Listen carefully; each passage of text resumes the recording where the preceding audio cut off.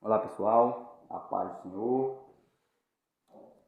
Leonardo aqui, para junto com você, responder mais uma questão da OBMEP, certo? Hoje nós iremos responder a questão de número 5 da OBMEP de 2022, nível 1, O nível 1 é composto pelos alunos do 6º e 7º ano do ensino fundamental 2. Certo, pessoal? Então a questão diz assim: a figura abaixo é formada por 3 quadrados, Um maior, um médio e um pequeno. A área do maior deles é 36, está aqui. E a área do menor é 4 centímetros, está aqui. Qual é a área do terceiro quadrado? Então a questão quer saber qual a área desse quadrado aqui. Bom, pessoal, o primeiro conceito, a primeira competência que essa questão cobra de mim e de você é saber o cálculo de área. Qual é a fórmula para calcularmos a área de um quadrado? A área de um quadrado é igual ao lado ao quadrado, certo, pessoal? Na matemática, na geometria, o A representa a área, o L representa o lado, certo? Então vamos lá. A questão quer saber a área desse quadrado, mas nós precisamos nos utilizarmos de algumas informações que nós já temos para obtermos informações suficientes para calcular a área desse quadrado, certo? Então esta é a fórmula: a área igual ao lado elevado ao quadrado. Observe que em nenhum desses quadrados, o maior e o menor, nós temos o valor do lado, mas nós temos o valor da área, Então nós vamos pegar, se nós temos o valor da área, vamos na fórmula, e substituímos o valor que temos, certo? Então, no lugar de A, nós vamos colocar o valor dele, que é 36, Levando em consideração, pessoal, esse quadrado maior aqui, certo? Então, a área do quadrado maior é 36. E o lado dele? O lado, nós não sabemos ainda, então permanece L ao quadrado. Pessoal, na matemática, nós temos alguns inversos, Por exemplo, o inverso da adição, subtração.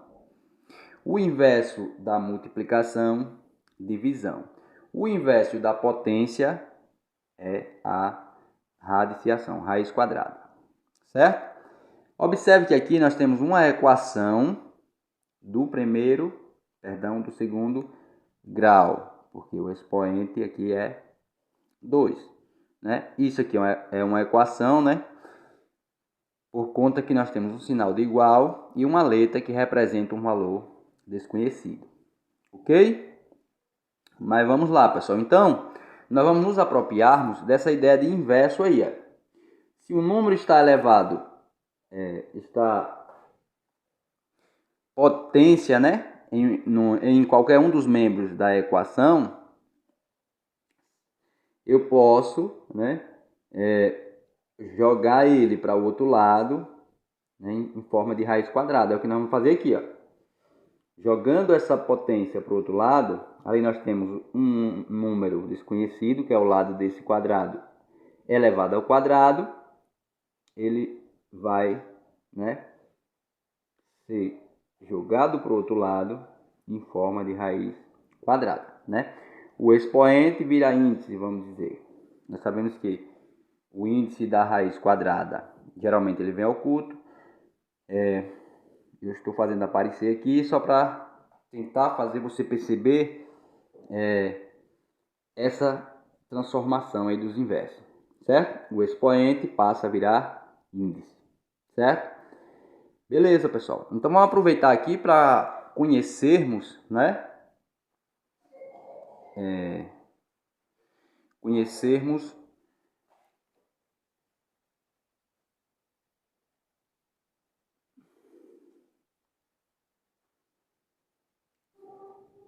Pronto, pessoal. Vamos lá. Então, nós temos aqui, ó, eu vou só colocar nessa ordem L igual a... Eu vou só pegar, pessoal, os elementos do segundo membro. Na verdade, o elemento, que nós temos só o L, do segundo membro, trazer para o primeiro. E o elemento do primeiro membro para o segundo, pessoal. Numa equação, o que são membros? Ó, o sinal de igual, ele o sinal de igual. Aí, pessoal, equação é como se fosse uma balança, né? Então, tudo que está no primeiro membro, né? Primeiro membro, tudo que vem antes do sinal de igual. Segundo membro, tudo que vem depois do sinal de igual, certo? Então, isso significa, essa igualdade aqui significa que a balança está equilibrada, certo? Raiz quadrada de 36 é igual a L, ok? Pronto, eu passei o L para o primeiro membro, né? Ele estava no segundo, passei para o primeiro. Vou passar a raiz de 36 para o segundo membro, certo? Então, aqui nós já temos um valor representativo para o lado desse quadrado maior aqui, que é raiz de 36, certo, pessoal? Mas nós podemos ir além, né? E encontrar, e devemos, né? A raiz de 36, já que 36 é um quadrado perfeito, certo, pessoal? Como eu calculo a raiz quadrada de um número? Encontrando um outro número que elevado ao quadrado é igual a 36. Nesse caso aqui vai ser 6. Depois, né, nós podemos trazer aí uma aula, na verdade já tem aí no canal, potenciação de números naturais, certo? Então, pessoal, encontramos o lado desse quadrado maior, 6 centímetros, ok? Agora, nós iremos encontrar o lado desse quadrado menor aqui, certo? É só substituir na forma. Agora eu vou mais rápido um pouco, pessoal, ó.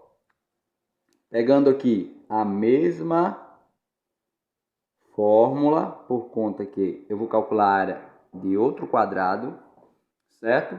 Então, substituindo lá na fórmula, eu vou ter A, que agora é 4, a área daquele quadrado é igual a L elevado ao quadrado. Nós já sabemos que o expoente vai virar índice, ou seja, a potência vira raiz, o L vai ficar sozinho. Esse 2 aqui, que é expoente, passa para cá como índice, né? Transformando uma potência em uma raiz. Então, vou fazer também aquela troca lá de membros, só por uma questão de organização. L é igual a raiz quadrada de 4, L vai ser igual a raiz quadrada de 4, 2. Certo? Então, pessoal, se esse quadrado maior tem 6 centímetros, não é isso? Esse quadrado menor, ele vai ter 2 centímetros. Essa distância que vai daqui até ali, nesse quadrado, é 2 centímetros. Certo, pessoal? Nos dando a certeza que o lado desse quadrado, ó, é igual a 6, né? Que é esse lado todo, menos 2, que é esse pedaço aqui. Quanto é 6 menos 2? 4. Nós sabemos que é igual a 4 centímetros. Então, a área desse quadrado aqui vai ser a área de um quadrado de 4 centímetros de lado. Pessoal, observe. Vamos voltar cá para a fórmula. A fórmula da área do quadrado é sempre esta. Ok? Então vamos lá. Voltando para a fórmula e agora substituindo na fórmula os dados que nós temos desse quadrado. Quais são os dados que nós temos nesse quadrado? Que o lado dele é 4 centímetros. Então, observe que nesse caso agora, nós não temos a área. Por quê? Porque é o que a questão quer saber. Qual é a área do terceiro quadrado? Certo? Então, nesse caso aqui, nós vamos substituir lá na fórmula, não mais o valor da área, porque é o que nós estamos procurando, né? Mas sim o valor do lado. Se o lado desse quadrado é 4, então no lugar de L, eu vou colocar o valor, certo? Então, L ao quadrado é o mesmo que 4 elevado ao quadrado, certo? Então, a área desse quadrado vai ser igual a... Quanto é 4 elevado ao quadrado, pessoal? Ó, isso aqui na matemática é chamado de potência, certo? Como é que eu resolvo uma potência? Geralmente, eu explico para meus alunos assim, ó. O número de cima, que é chamado de expoente, ele é o patrão. O número de baixo, que é chamado de base, ele é o empregado, né? Então, o patrão é quem manda, o empregado é quem obedece, certo? Então, o 2 aqui está determinando que o 4 se repita multiplicadamente, né, por ele mesmo 2 vezes. Então, 4 elevado ao quadrado ou a segunda potência é igual a 4 vezes 4, certo? Então, a área desse quadrado maior aqui vai ser 4 vezes 4, e 4 vezes 4 é igual a 16, certo? Centímetros ao quadrado. Então, a área desse quadrado médio é 16 centímetros ao quadrado, pessoal, né? Por que ao quadrado? Porque nós fizemos aqui uma multiplicação, né? De duas dimensões, certo? De duas dimensões. Então, quando é uma propriedade da potenciação, multiplicação de potência de bases iguais, eu conservo a base e somo os expoentes. Por exemplo, aqui nós multiplicamos 4 vezes 4, mas também multiplicamos centímetros vezes centímetro. Quanto é centímetro vezes centímetro? Ou qualquer quantidade vezes qualquer quantidade, é essa mesma quantidade elevado ao quadrado, né? Nada mais é aqui do que a aplicação da propriedade de multiplicação de potência de bases iguais. Mas aí você diz, professor Leonardo, como é que aqui uma potência se eu não estou vendo um expoente, pessoal? Ó, o expoente 1, ele vem sempre oculto. Todo e qualquer número está sendo elevado a 1. Só que ele vem, eu costumo dizer que é a parte espiritual da matemática, né? O aluno ele tem que perceber quando vai usar ou não esse 1 que está sempre, né, sendo o expoente de qualquer número. Beleza? Então, por isso que centímetros ao quadrado, pessoal. Isso aqui eu estou explicando, mas não é tão relevante. Né? Recapitulando aqui para a gente fechar a questão. Ó, essa questão, ela cobra de você a competência de conhecer e saber aplicar a fórmula de área. Certo? Você conheceu a fórmula, sobre aplicar ela, você vai responder qualquer questão da OBMAP com essa linha de raciocínio aqui. Certo, pessoal? Então, a nossa alternativa correta seria, né, letra D, 16 centímetros. Certo? Letra D, 16 centímetros. Né? Vamos ver aqui o gabarito rapidinho, o vídeo já está ficando um pouco extenso. Mas vamos lá, pessoal. Ó, o gabarito diz o quê? Ó? O quadrado. Deixa eu tirar aqui para a gente ver os dois. Aqui. Pronto. Ó. Alternativa D, acertamos, não é isso? Olha, o quadrado maior tem lado medindo 6 centímetros. Foi aquela primeira continha que nós fizemos. E o quadrado menor tem lado medindo 2 centímetros. Tá vendo? Foi a continha que nós fizemos aqui. Já que a área de um quadrado é igual ao quadrado da medida de seu lado, né? Afirmando, essa é uma afirmação. Portanto, de acordo com a distribuição geométrica dos quadrados, na figura, o terceiro quadrado tem lado medindo 6 menos 2, foi o que a gente fez aqui, que é igual a 4 centímetros. Logo, sua área é de 16 centímetros, né? Substituindo o valor do lado, na fórmula, pessoal, nós encontramos o valor 16 centímetros. Certo, pessoal? Que Deus abençoe, né, os nossos estudos, nossas aprendizagens, e que venhamos, né, em nome de Jesus Cristo, pedir a Ele, porque a palavra do Senhor diz que nós devemos entrar no quarto, fechar nossa porta, falar com Ele, o nosso Criador em secreto, e Ele publicamente nos honrará. Glória a Deus. Até mais. Bom, pessoal, vamos agora para a questão, resolver a questão 6 da OBMAP de 2022, nível 1, beleza? A questão diz o seguinte, olha. A primeira fase da OBMAP é composta por 3 provas, de níveis 1, 2 e 3.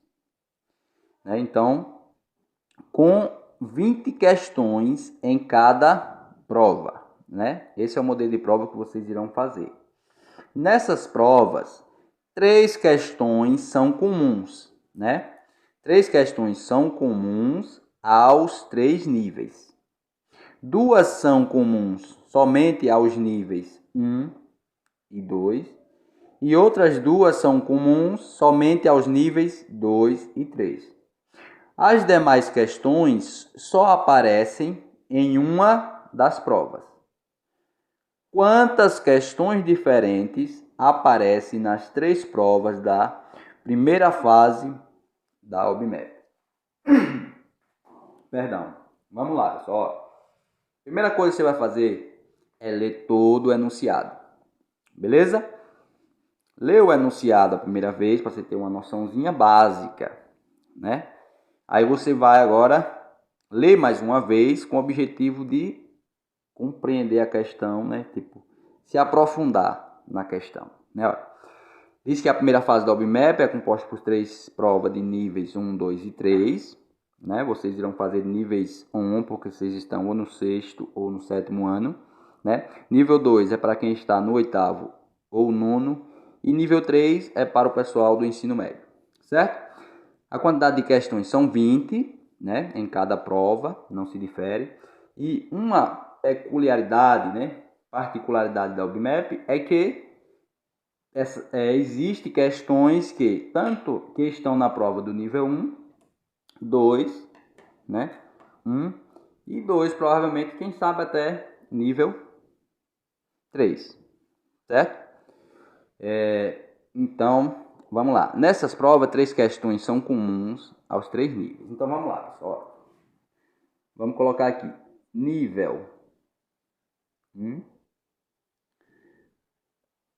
Nível 2. E nível 3. Certo? Vamos fazer aqui 3. Vamos representar 3 conjuntos. Vamos dizer que esse conjunto em vermelho representa o conjunto, né, das questões do nível 1. Esse conjunto em azul representa as questões de nível 2. E esse conjunto em preto representa as questões de nível 3. Certo, pessoal? Então, agora vamos ler ainda, né? Voltar lá para o início da questão, ler, para extrairmos os dados e colocando aqui de acordo com as intersecções. Certo, pessoal? O que é interseção? Interseção na matemática, né? É quando um elemento ele faz parte de dois ou mais conjuntos, né? É elemento de dois ou mais conjuntos. De maneira geral é isso. Certo, pessoal? Então a questão diz que, vamos lá, nós temos que começar com essa intersecção aqui, ó. Que esse espaço aqui você observa que é a interseção dos três conjuntos, né? Das questões de nível 1, 2 e 3, certo? Então, quantas questões tem na prova de nível 1, 2 e 3? O enunciado diz que 3 questões, aí vamos grifar aqui, são comuns aos 3 níveis. Então, nesse espaço aqui, você vai colocar a quantidade de questões que estão tanto na prova de nível 1 quanto na prova de nível 2, né? Assim como na prova de nível 3. 3 questões. 2 são comuns, né? Intersecção é aquilo que eu falei. É um elemento comum a 2 ou mais conjuntos, certo? Somente aos níveis 1 e 2. Onde é que está a interseção entre o nível 1 e 2? Esse aqui, ó. Esse espaço aqui é a interseção, ou seja, o espaço onde os elementos que fazem parte tanto do conjunto 1 como do conjunto 2, né, de nível 1 e nível 2, é esse espaço aqui. Então, quantas questões? 2 são comuns somente aos níveis 2 e 3. Então, 2 questões, você coloca a quantidade aqui. Vamos continuar a leitura. E outras duas são comuns, né? Somente aos níveis 2 e 3. Esse espaço aqui, ó, se eu colocar um número aqui, ele vai estar tanto no conjunto de nível 3, tanto quanto no conjunto de nível 2. Observe que no 3 ele vai ficar fora, certo? Então, outras duas questões, né, estão na prova de nível 2 e do nível 3, certo? Aí vamos lá. A questão diz que a quantidade de questões de cada prova são 20 questões cada. Certo, pessoal? Então vamos lá.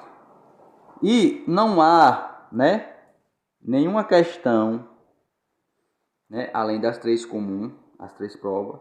Ou seja, não há nenhuma outra questão comum entre a prova de nível 1 e a prova de nível 3. Certo? Pronto, pessoal. Então, se cada prova tem 20, é só você observar o seguinte. Considerando aqui o conjunto, né, da quantidade de questão do nível 1, que é esse vermelho aqui, quantas questões nós já temos dentro dele? Temos 2, mais 3, 5, mais 0, 5. Para 20, fica faltando 15. Certo? Vamos lá agora, pegar do nível 2, que é esse diagrama aqui em azul. Quantas questões nós temos dentro desse conjunto? 2, mais 3, 5, mais 2, 7. Então, se nós já temos 7, falta quanto para 20? 13, não é isso? 13. Agora, pessoal, nível 3, aí, que é esse aqui em preto, né? Nós definimos lá no início. Desculpa aí que os círculos, né, não estão bem representados, mas enfim. Então, as questões de nível 3, quantas nós já temos? 2, mais 3, 5, mais 0, 5. Então, se nós já temos 5, faltam quantas questões para 20? 15 também. 15 também. Certo? Pronto, pessoal. Aí o que é que a questão quer saber? Quantas questões diferentes aparecem nas 3 provas da primeira fase da OBMEP? Quantas questões diferentes? É só somar. É só fazer a soma, pessoal. Eu tenho 15. Só somar tudo isso aqui. 15, não é isso? Mais 2 mais 13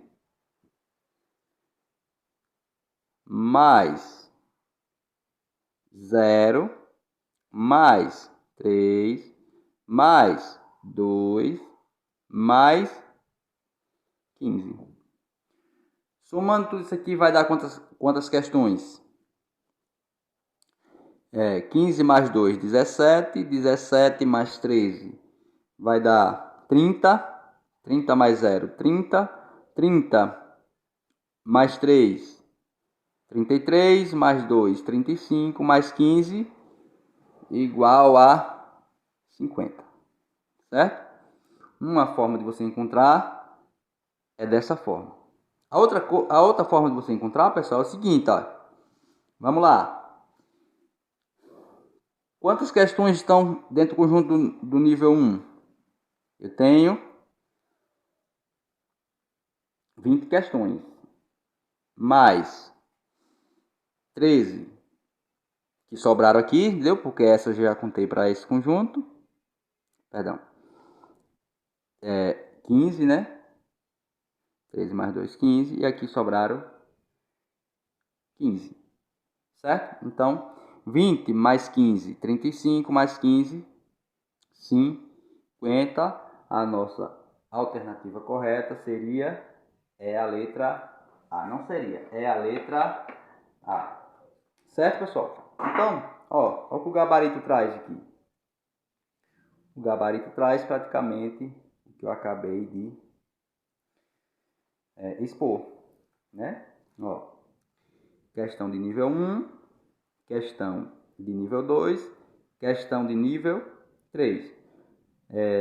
O enunciado diz que 3 questões são comuns à prova de todos os níveis, né? 2 questões são comuns apenas ao nível 1 e nível 2, e 2 questões são comuns apenas ao nível 2 e 3. Certo, pessoal? Então, ó, considerando o conjunto do nível 1, se eu já tenho 5 questões, então aqui eu coloco 15 para completar as 20. Considerando o conjunto do nível 2, se eu já tenho 7 questões, então vou colocar uma quantidade que é igual a 20, que nesse caso é 13.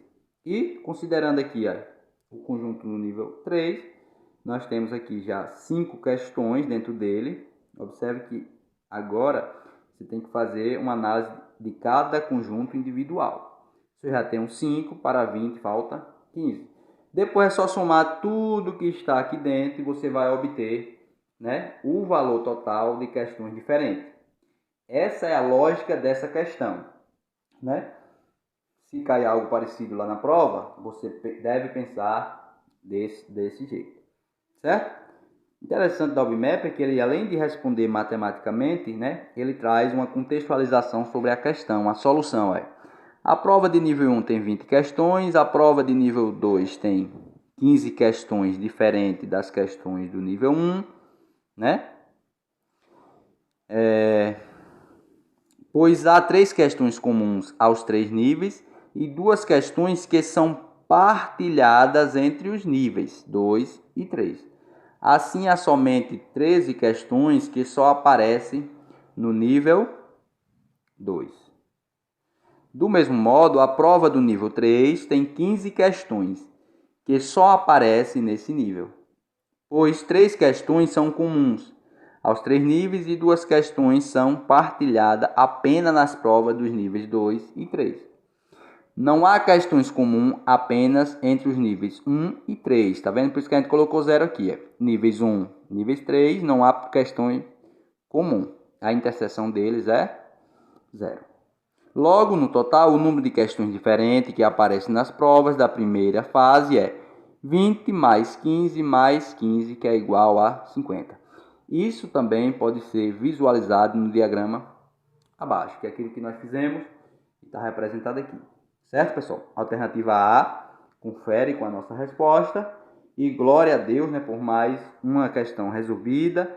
Eu espero que vocês, né, tenham compreendido. Volte o vídeo algumas vezes, caso não compreendeu. E peça a Deus sabedoria. Peça ao seu Criador discernimento, né, para aprender. Beleza? Até mais. Tchau.